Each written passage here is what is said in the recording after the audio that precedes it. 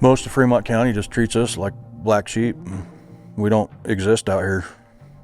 You know, kind of like everybody says Wyoming don't exist. Well, Jeffrey City doesn't exist either. Used to be when I was young and people would say, oh, I live in Jeffrey City, I'd say, oh my God, why? You know. But now that I've lived here, I understand the charm. The uranium industry transformed the small town of Home on the Range into Jeffrey City, a booming town of 4,000 people, until falling uranium prices led to mass layoffs in the early 80s, and people up and left in droves. For the ones who are still here, the remnants of this town's past are appealing in their own way. And to them, this place is more than a ghost town or a roadside oddity. To me, this is home. It may not be a ranch and it may not be raising stuff, but I'm here. I've got my goats, I've got my chickens, and I have my horses, and that's all I need. I'm just here because I could afford it and it's working out, so I'm happy. I don't really wish that anything would change, mostly because I don't think they will. A ghost town doesn't have 50 people. Yeah, we're And not there a are ghost 50 town. people and they're going to be here for a long time. Well, most of us. They're going to be here for a while. Jeffrey City didn't die in the 80s. Many people just stopped checking for signs of life. I came in November of 1975 to work at Western Nuclear Mines, and we worked for almost 6 years before the mines closed. Then we moved back out here 3.5 years ago. While Stephen worked in the mines, Linda was a teacher's aide and receptionist for the school district. It happened like overnight. As soon as the school got word that Western Nuclear was doing all the layoffs, they brought the teachers in. They had just signed their contracts for the next year. They had to call the teachers in one by one and say, sorry, you don't have a job here anymore. For a population of over 600 kids, and obviously since the town just about moved away, they didn't need that many. For me, working in the office that day, that was a really heartbreaking day. But I think it was for the whole town to know that your neighbor was going to be gone. This is all school building, one building, from kindergarten or first grade all the way through high school. And several years ago, they just tore it all down. Took it all down and just left the original school here, which will reopen this school year for however many kids. There's probably going to be 2 or 3. And they said if there's even one kid that would go to school here, they will reopen it. Yeah, it's amazing they didn't know ahead of time when they put all this money out here and built this huge building that they'd close a year later. That's just hard to imagine. Well, we thought the town was really going to continue to boom at the time, and it did for a short period. As Jeffrey City flourished, the town kept investing in its future. Just a year before the bust, voters approved a $2 million bond, partially to build a state-of-the-art gymnasium. It was only used a few times. So which one was ours, Steve? One up here by the big tree. By the big tree. Play with our pine cones off the tree. What tree? Oh, that tree. The tree I planted. You didn't plant I did that too. one. Did you? You didn't plant that one. I did too. Well, there's the kitchen, living room, then a bedroom, right? And then downstairs there was a bathroom and 2 bedrooms. The Bordens once lived in a townhouse, then a cracker box, a term people used for the small single-story houses that used to cover the town. They were owned by Western Nuclear. For me, it's really sad because at one point, my parents lived here, 4 of my brothers and sisters lived here. Steve's brother lived over here, my sister lived over there, my mom lived in the first one. Oh, this was full. This was full. There was never anything vacant in town. Within a month or so, if they hadn't closed, we would have had a McDonald's built here. It was growing that fast. The kids would ride their bikes up and down the sidewalk and stuff. Yeah. I mean, everybody knew everybody, so everybody was friendly. Everybody that was associated with Western Nuclear had housing through them, so you don't have a job, you don't have housing anymore. The town got together and they had a big garage sale that weekend, and everybody was trying to sell everything, and probably within 2 weeks, most everybody was gone. In a normal society where you're in a big, you move away and you stay away, I think you forget Once in a while you may look back, but where you live here again now, every day you're reminded where you came from and what it used to be like. We all thought we'd stay here forever. Now we're the only ones here.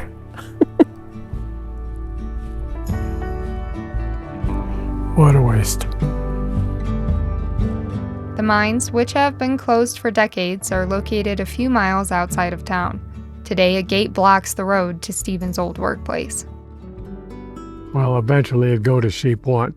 And we can go around the mountain on the main road, and you can see the pad for Sheep 2 was, and where the Lucky Mac pit was. Stephen had no complaints about the work or Western Nuclear, but still, the job was dangerous. First week I went to work there, they're surveying, and the mine employees, 2 of them, were in the shaft, and somehow the bell got rang. And the hoist went up, and the guy was around the thing the hoist was running on, and it sucked him through a 4-inch square and dismembered him in 6 pieces. 3 months later, I was working on the surface once I got trained, and the miners would bring up body parts in bags, lay them beside the desk in the office. And after a while, I just picked them up and throw them over the hillside. He's already been buried, he's gone. Just bring up little chunks. It's just sickening. That was the worst accident there, I think. There isn't much left of the mines on Sheep Mountain. All of the mining activity has been cleaned up. My job title was a toplander. I worked on the surface mainly. I shipped men underground. When they were underground, they'd send me a list of the supplies they needed: dynamite, primers, rock bolts, whatever they needed, tools. Then I'd ship them down to them later. And then if somebody got hurt, I drove the ambulance back to town. Linda was on call to drive the ambulance too. They helped people who were injured and even one friend who was permanently paralyzed. Now retired, the Bordens spend their time managing the community church, one of a few remaining places to socialize in town. To them, Jeffrey City was never a ghost town. Not to us, no. No, no. Because we know all the ghosts that live here. We think it's very alive, and Not like it was, but people who are here want to be here. to me, looking down from the house onto everything that used to be is heartbreaking sometimes. But yet, with the sunrises and sunsets, it just makes you feel how blessed you are. This is where I'll die. Some people might think that's a sad thing, but it's not. I have no regrets. I mean, I have lived. And would I change a few things? Probably. One of them wouldn't be coming to Jeffrey City. I mean, I'm actually really glad that I came here, and I don't have any intentions on leaving anytime soon. So most of these are pretty much in the same condition on the inside. Some of them are a lot dirtier than others. We had a problem, one of these basement windows was open and out. I'm trying to ignore the crap, as I have done nothing in here. And as you can see, we had critters in here. I'm the caretaker here at Jeffrey City Townhouse Complex. I've been living in Jeffrey City since 2017. I moved here in August of 2017. These townhouses were originally built in the mid-1970s to house Western Nuclear's growing workforce and their families. Bill thinks some of them have sat empty for about 3 decades. Today, many who drive through Jeffrey City think they're all abandoned. Well, each one of these buildings have 6 units in it, 6 apartments, and each one of the apartments are 1,800 square feet on 3 levels. Right now I have 9 units that are rentable. I could probably raise that number to 15 to 20. Now, I'm not going to take you down here, but you can kind of get an idea what's going on down there. Somebody went through every one of these units and they pulled all the drywall out of the ceiling and dropped it to the floor. I think they were going to remodel it. Now, if you look right there in the corner, somebody also got in here and I think they were squatting, but they busted a hole from this unit all the way through in the basement, all the way down to the end unit. So you can literally go down there and walk through that hole and go all the way into every unit from there. Well, you can see the Spidey. Look at that Black Widow. My God, it is. Be careful where you step. You better believe when I clean one of these up, I go through them. First thing I do before I ever do a thing with them is I bomb the heck out of them. I'll get the strongest, nastiest stuff I can find. So I don't like spiders. I don't like snakes. You can see these are not in bad condition. I was kind of surprised that they were in the condition that they were. I mean, as good a condition as they were, being abandoned for 30 years. I was expecting drywall falling out of the ceiling, you know, and insulation and stained walls and all kinds of stuff. Most of them, if the roof is good, this is what the apartments look like.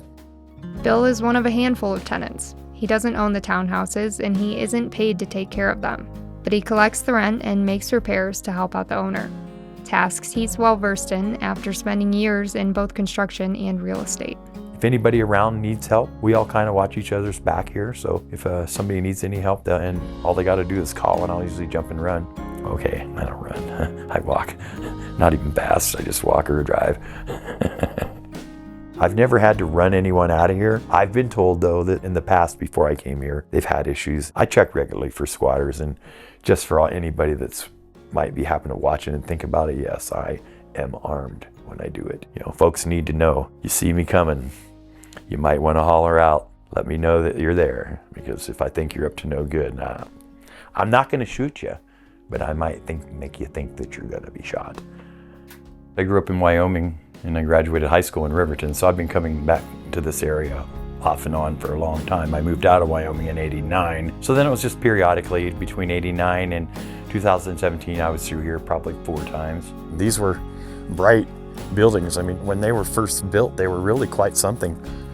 You know, and you look at them now, it's almost sad. You think that they would have found something to keep this community alive. You know, it's not out of the question that they could be rehabbed, but it's going to cost tens, if not hundreds of thousands of dollars, especially if you bought the whole project. Severe roof damage quickly means the building is beyond repair. But in the few buildings people do live in, Bill says the bones are good. They retain many of their 70s attributes and a weathered facade. As I always say, it's not the Taj Mahal, man. You know, it's a $300 apartment. Don't expect anything more than that. You know, I will fix it if it breaks. You know, just pay your rent. Well, we can call it the caretaker's homestead, but there's only one apartment available in this building. This is one we actually had to pay quite a bit of money to get electricity put in here. It's not as bad here as what people would think. It's really quite beautiful and quiet. Oh my God, it's so quiet. If you're ready for a quiet environment to heal or whatever, this is the place.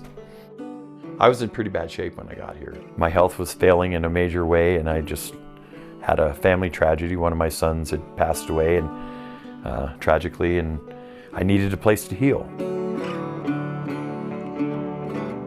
I was allergic to wheat from birth, and they didn't catch it.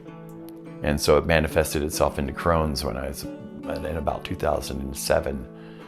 And after a long contracted illness and removing a few internal organs, you're looking at me at the best I've been in 15 years. I've had the busy life, and you know, with all the children, and I've had the fun and the amenities and all the wonderful things in my life. You know, if you've seen as much as I have and been down some of the roads I have, you'd find a place like this refreshing too. You know, a lot of people are so locked into walking through the door and saying, what's wrong with this picture? When you come here, you can't do that, because if you're looking for something wrong, you're going to find it. Look for the good in things, and that's what people in this world need to do more than anything. So you need to start focusing, because good's out there. You just got to look for it, and that's what I did when I got here. I started looking for the good in the things and the good in the people, and I was really shocked at what I found. Shocked enough to stay here for 8 years. I've learned that we don't need all that fancy stuff. The more money you have, the more really fancy, expensive stuff you have, the more responsibility, the more problems you have. You know, if I could look back and advise anything to the young people coming up behind me, is keep it simple, stupid. You know, you gotta kiss it.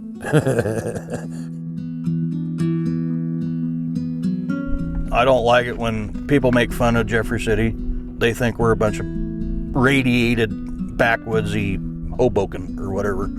You know, we're not that way. We are civilized. We do have indoor plumbing. You know, that's kind of the running joke. But I feel like nobody understands Jeffrey City.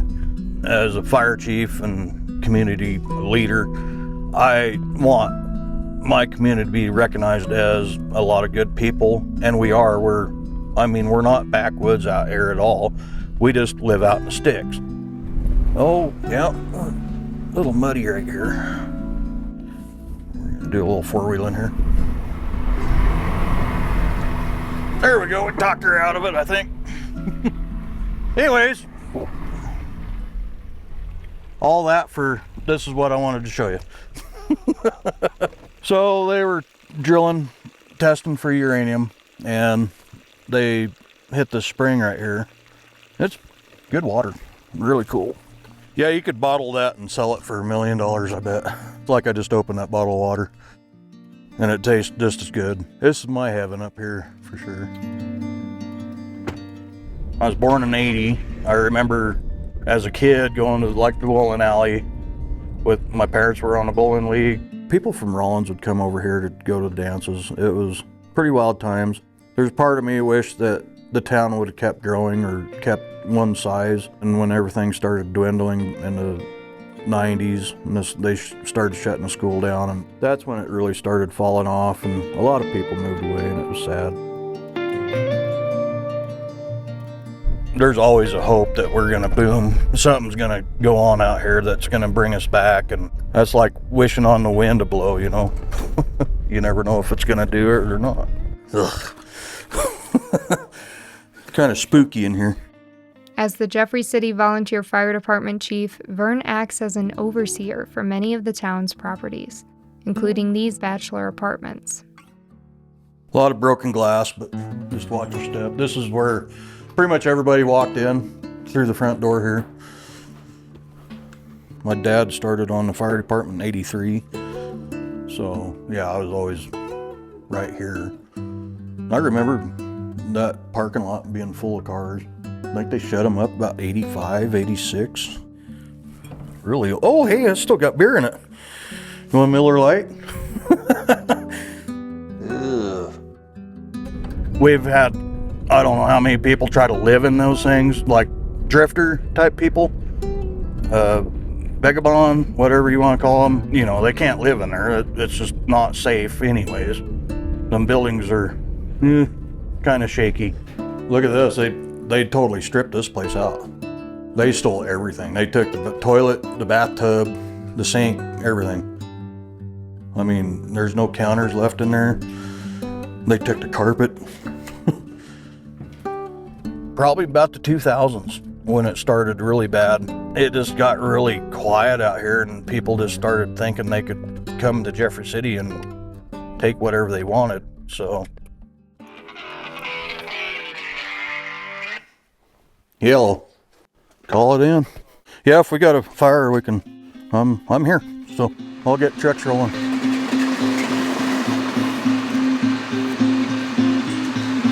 Sorry. Tom called me, and of course I told him, hey, to call 911, get it dispatched out.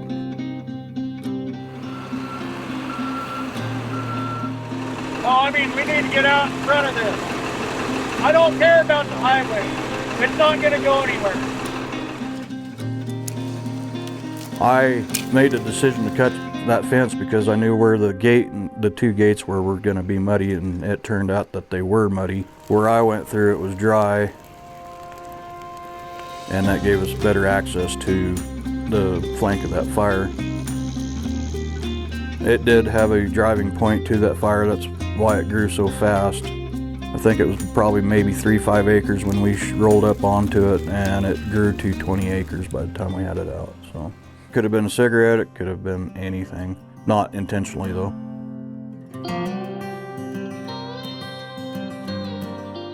I think the biggest thing that we got going for us as a fire department, we improvise.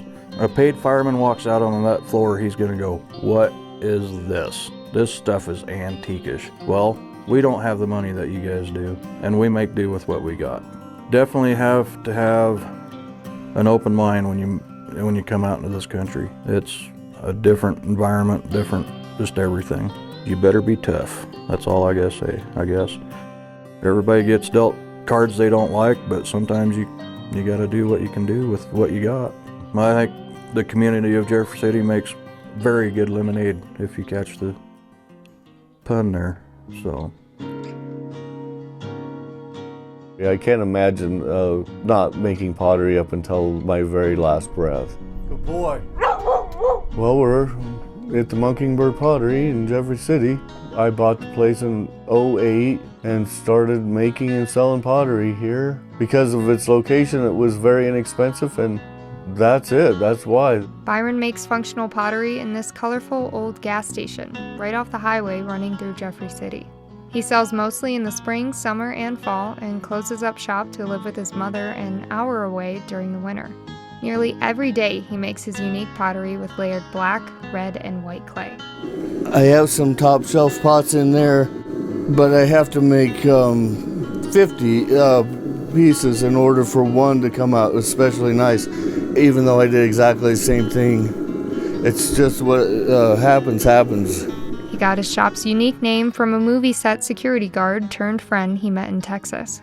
He said, well, if you're gonna have a pottery, you need a name. So I said, well, how about Mockingbird Pottery? And he said, okay, I'm gonna carve you a sign. And then when the movie was about over, or when it was over, he left a sign on my work table, and he never said bye or nothing. He just left the sign there. He had put an N where a C was supposed to be, and I don't know why. So Byron just went with the name. This is messy, but interesting. Whoa. Okay, the door just fell off. That's interesting. Anyway, this is where I was getting at. So all that pottery and all the pottery I'm making eventually winds up in here, in this kiln. Sometimes people want to use my bathroom. And I'm like, okay, well, here we go. I should have t-shirts made that said, I survived the Mockingbird bathroom. Right now, it's my kiln room. It just happens to have a bathroom, a toilet in it. What are we doing in here, Floyd? When I first moved out here, I was pretty sober, as I was dating someone who didn't like drinking, and so that ended, and I was drinking quite a bit. I wasn't necessarily here all the time. There's people that came here, I don't know who they were because I was apparently passed out, but there's a short little or long article. I read a part of it that had to do with me, and all it said was, well, we went over to that pottery place, there's a guy, I would think he's dead. That was about it. And they left and did the rest of the town. I'm reading the article, it's like, well, damn, at least you could have like poked me or something. There's some people that were probably here that would never want to come back. They could come back now and find a whole different, way more healthier and safer. Lots more pottery and lots less shenanigans. Byron quit drinking after an accident involving his dog Floyd about an hour away on Landers Main Street. He was a puppy, and he was tangled his leash around my legs, and I tripped and fell. Don't remember any of it. I was told all this, and for the 4th or 5th time I really tried to quit drinking. It worked that time, and so that was 8 years coming up. It's not so much why I quit drinking, it's why I didn't start again. A lot of it has to do with my mom had lost my dad, and then my sister, and then my brother. My conscience was part of it, not wanting to have my mom lose another family member, and I was on that track. It feels like success at this point. It's reduced down to my life is just making pottery and selling pottery, and so might as well try to do the best I can at it.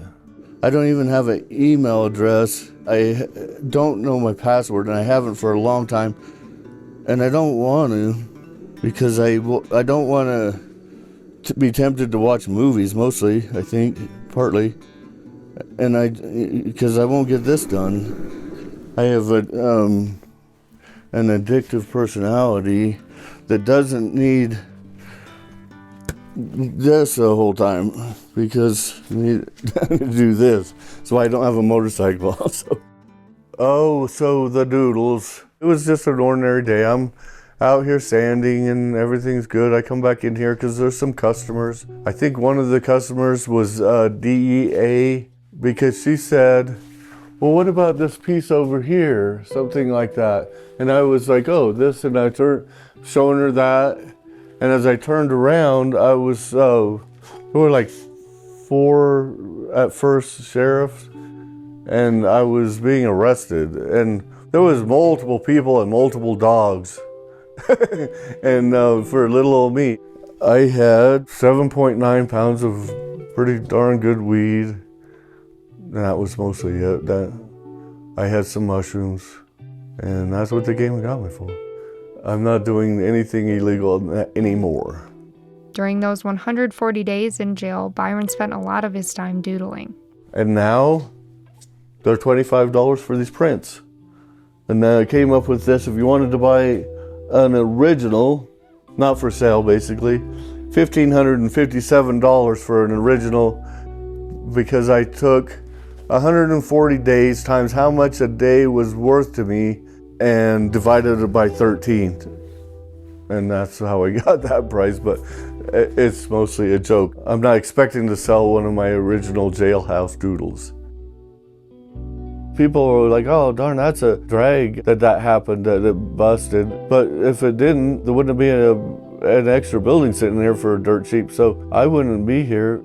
I don't have a problem being here for the rest of my life. And being in the middle of nowhere, it's easy to see that I'm here, and it adds curiosity to the place. I like the customers, and I kind of miss them in the winter time. So that's probably the closest to my heart, is the people that come in and really go out of their way to make so I feel like they really appreciate what I'm doing, and that really helps.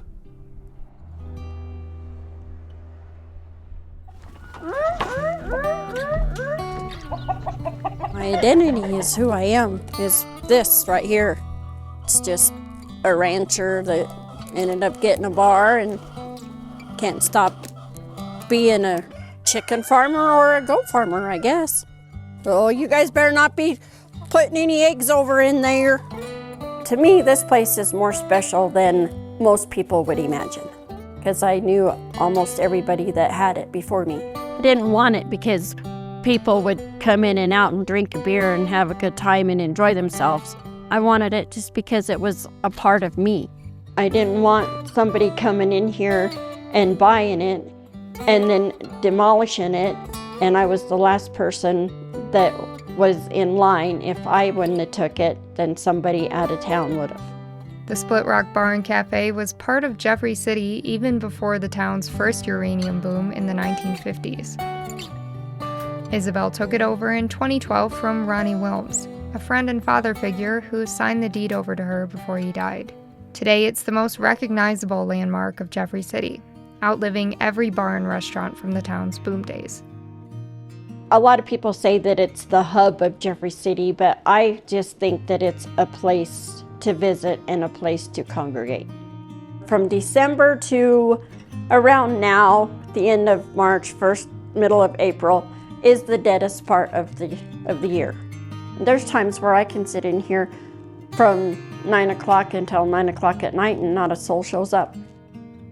I was raised at the foot of Green Mountain on a ranch, so I spent most of my time up there. When I was little, my dad would bring us 5 girls in here. He would make us sit at the bar in the cafe, and we could only have 1 scoop of ice cream, and he'd have a beer.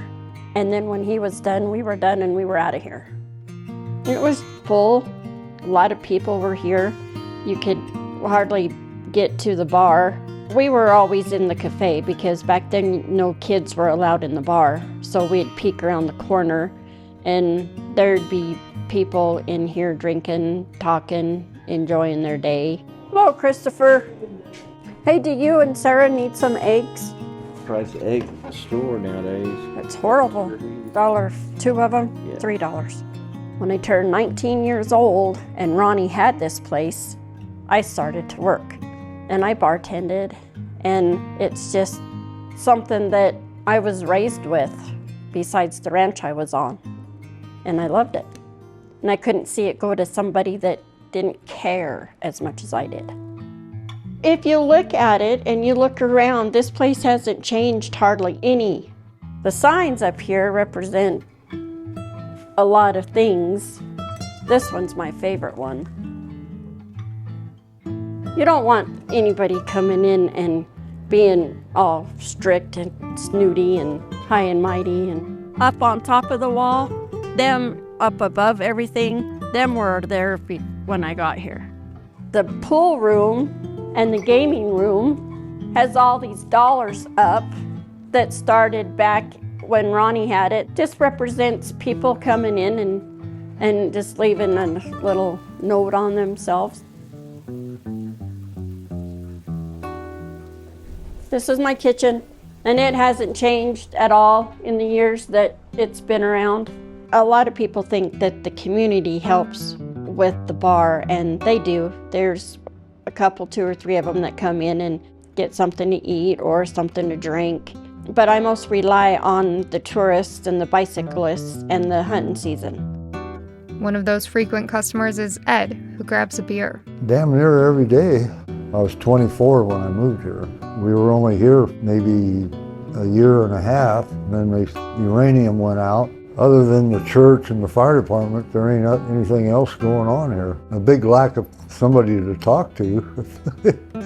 There's usually a few of us in here.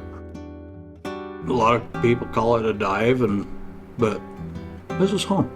I've worked in here. My dad partaked in here a lot, and we've always been a supporter of the bar. So this and the fire department's been the most steady thing in Jeffrey City all through the years. So when people say, "Are you sad? Are you happy?" I'm neither nor. It's just the way it was, and it's just the way it is now. So I don't want any more people. The people that are here are friends, and they rely on each other every now and then. This place has its own future. There ain't nobody gonna tell you what it's gonna be like in the future.